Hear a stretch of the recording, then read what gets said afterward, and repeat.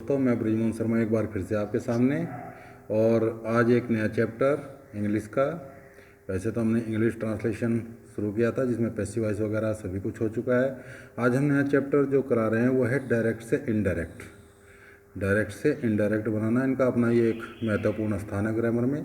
UP board में high school intermediate में ये आते हैं। छोटी क्लासेज में भी 6 क्लास से थोड़े थोड़े शुरू हो जाते हैं।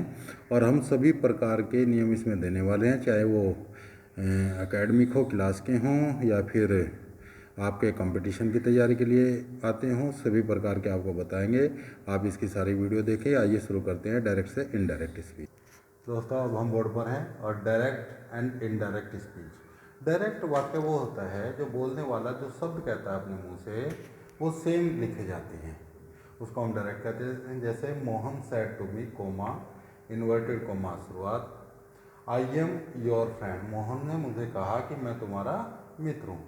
तो ये जो कहने वाली बात है इसमें केवल वर्ब आती है, इसलिए इसको हमने कहा रिपोर्टिंग वर्ब, जो कोमे से पहले होती है।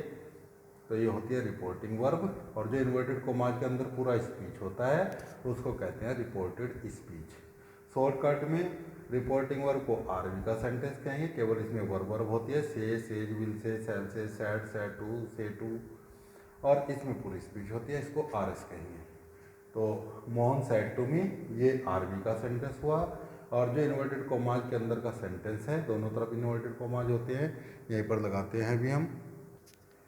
इधर भी इन्वर्टेड कोमाज होता है, इधर भी इन्वर्टेड कोमाज होता है। तो सबसे पहला नियम है जब हम सेंटेंस बनाएंगे, फर्स्ट नियम हमने बहुत शॉर्टकट में लिखा है, बीच का कोमा और इन्वर्टेड कोमा की जहाँ शुरुआत होती है इसको हटाओ।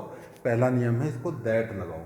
जब फर्स्ट जो इसका रूल है इसमें है कि आप कोमा हटाइए, बीच में दैट लगाइए। दूसरा जो नियम है सेकंड, उसमें से है तो सही रहेगा।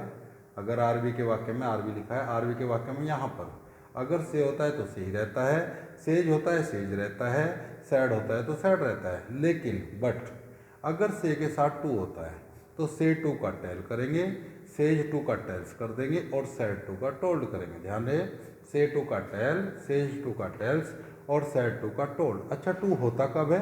जब वाक्य में सब्जेक्ट भी हो और ऑब्जेक्ट भी हो, तब टू होता है। यानी कि जब दोनों हो तो से टू का टेल, सेज टू का टेल्स और सैड टू का टोल्ड। तो पहला आरवी का नियम।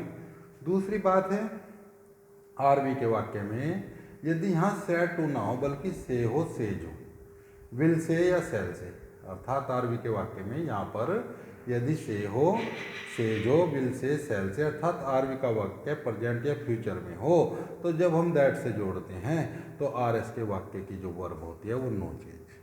क्या होती है? वो नो चेंज होती है, उसको नहीं बदलते, केवल दैट से जोड़ देते हैं। ए जा रहे हैं वाजवन, यहाँ जो भी वर्ब है वो सेम रहेगी, वो नो चेंज है, वो नहीं बदलेगी। कब? जब पीछे से हो, सेज हो, विल से हो या सेल से, अर्थात आरवी का ये वाला वाक्य प्रेजेंट या फ्यूचर में हो। अगर वाक्य में फोर्थ नियम है, यदि वाक्य में इसमें सैड या सैड टू हो तो सैड या सैड टू के बाद नियम ये है जिसका कि अगर पहला वाक्य पास्ट में होता है तो नेक्स्ट वाला वाक्य भी जो जुड़ता है वो भी पास्ट में ही बनता है। तो नेक्स्ट वाला वाक्य भी पास्ट में ही बनता है। लेकिन अगर पहले वाक्य में सैड या सैड टू अर्थात वो पास्ट में हो और आर एस के वाक्य से इस वाले से universal truth, habitual action, proverb कहावत और हिस्टोरिकल, हिस्टोरिकल में ये एल है, थोड़ा सा गलत हो रहा है, इसे कर देंगे इसको, ये टी नहीं है, हिस्टोरिकल ट्रूथ हो, और तो इनकी वर्ब भी नो चेंज रहती है। अब इनको हमें समझना है यूनिवर्सल ट्रूथ कैसा होता है? सार्वभौमिक सत्य, यानी कि जो हमारी पूरी सृष्टि का सत्य है। जैसे सूरज पूरब से निकलता है, उस सेंटेंस को हम कभी ये नहीं कहेंगे कि सूरज पूरब से निकलता था, वो तो हमेशा ही है। चंद्रमा पृथ्वी से छोटा है, the moon is smaller than the earth, तो उसको तो हमेशा बाज लगने का नहीं, ईजी रहेगा। तो हैबिचुअल सेंटेंस क्या होता है? कुत्ते नवियों को भोगा करते हैं, कुत्ते नवियों को भोगा करते हैं, हैबिचुअल आदत है उनकी, प्रकृति है। तो ये जो सेंटेंस है ये हैबिचुअल है। प्रोवर्ब कहावत, evil is defeated in the end, बुराई अंत में हारती है, मैन इज मॉर्टल, मनुष्य नश्वर है। इस तरीके के सेंटेंसेज। या historical truth, doctor Rajendra Prasad became the first president of our country.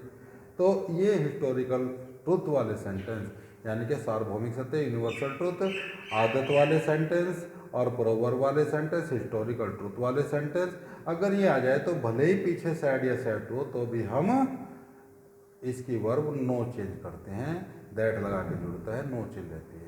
लेकिन अगर पिछले वाक्य में, आगे के वाक्य में से, सेज, विल से, सेल से ना हो, अर्थात ये प्रेजेंट या फ्यूचर में ना हो, पास्ट में हो और ये बात ना आ रही हो, यानी कि कंडीशन थर्ड और फोर्थ नहीं हो तथा आर वी का वाक्य पास्ट में हो अर्थात सैड या सैड टू हो, तो आर एस के वाक्य की वर्ब निम्न प्रकार बदलते हैं। अब हम इसको बदलेंगे, अब इस चार्ट के हिसाब से हम बदलेंगे। कब बदले, ये चार्ट कब लागू होगा, जब पिछले वाक्य में सैड हो या सैड हो अर्थात आर वी का वाक्य पास्ट में हो। अगर पिछले वाक्य में से, सेज, विल से, सेल से है तो ये चार्ट नहीं बदलते, फिर दैट लगाकर सेम रहता है। लेकिन अगर सैड या सैड होता है तो फिर बदलते हैं। अब क्योंकि पिछला वाक्य पास्ट का है तो सारे वाक्य पास्ट के बनने, अर्थात जितने प्रेजेंट के वाक्य है सारे पास्ट के। बहुत ईजी चार्ट है ये, यानी कि प्रेजेंट इंडेफिनिट का हो जाएगा पास्ट इंडेफिनिट। फर्स्ट फॉर्म या फर्स्ट फॉर्म में ऐसे एस हो तो सेकंड फॉर्म हो जाएगी।